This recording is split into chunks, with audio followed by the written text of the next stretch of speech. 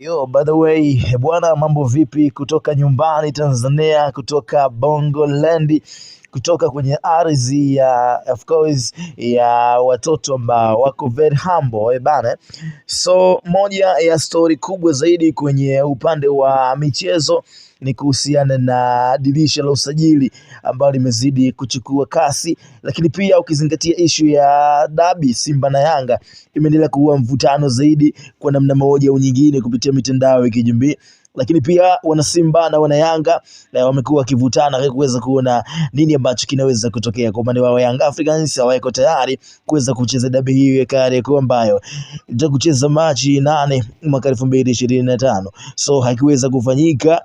Sasa bwana, moja imekuwa issue ambayo imezungumziwa zaidi ni kuhusiana, imekuwa ni pamoja na msemaji wa klabu ya Simba, na mzungumzia Ahmed Ally, yamefunguka na kutufungulia kodi kuhusiana na mchezaji kutoka pale Young Africans anaitwa kutoka Azam FC maarufu kama Faitoto.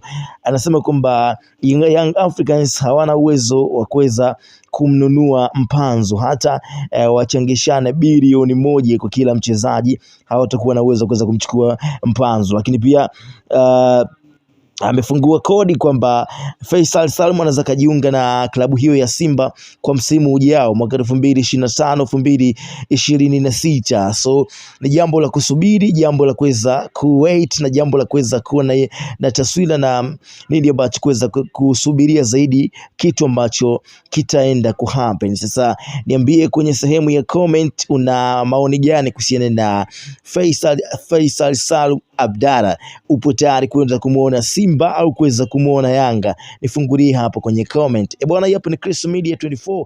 Kwa mara yako kwanza kabisa usiache